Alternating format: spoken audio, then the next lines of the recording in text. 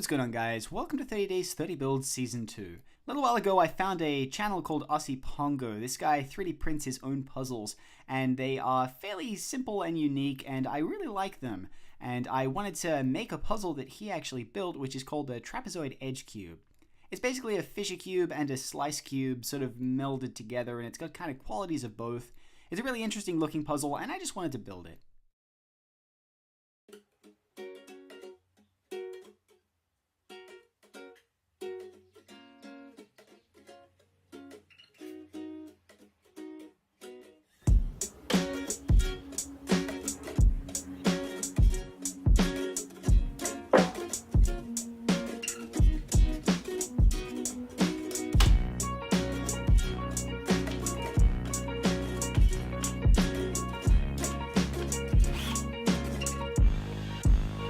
Alright, so to start commentating on this build, I was going to be building what is basically a fisher cube, and then I was going to be fishering it on one other layer as well. This is almost no different to a regular slice cube that I made in a previous video. If you want to watch that video, then I'll link it in the description below. But basically I was going to be making a slice cube just minus two of the layers, which were going to be regular fisher cube layers. I started by cutting the edges off the puzzle to make a fisher cube, and then I rotated one of the center layers by 45 degrees and cut the top and bottom edge off that as well. This was just so I could fill all of the pieces and extend all of the pieces in one go, which would make building this puzzle a lot quicker. Now that all the cutting was done, it was time to disassemble so that I could fill and extend all the pieces.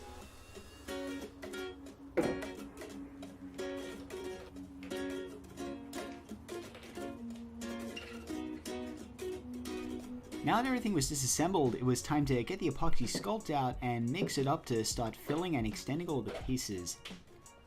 I stuffed the epoxy into each of the pieces and extended all the pieces that needed extending outwards. After they were all cured, I sanded all the pieces individually before reassembling the puzzle, and then I was going to sand it as one big unit on the belt sander. Now I won't lie, I actually had a couple of spare pieces that were already extended to the same shape that I wanted lying around, so I decided to throw those in to save time and materials while building this puzzle. That's why you see a couple of pieces with white filler inside them rather than black filler. Now I might point out now that I am actually speeding through this process because this is basically a fisher cube build, and it's got some qualities of a slice cube build, and I have built both of these puzzles before on my channel. This is just basically a melding of both of them, which I think is very, very interesting and unique. So after I had established that the puzzle was perfectly cubic, I disassembled it, and now it was time to round off all the pieces before I could reassemble it and then paint the puzzle.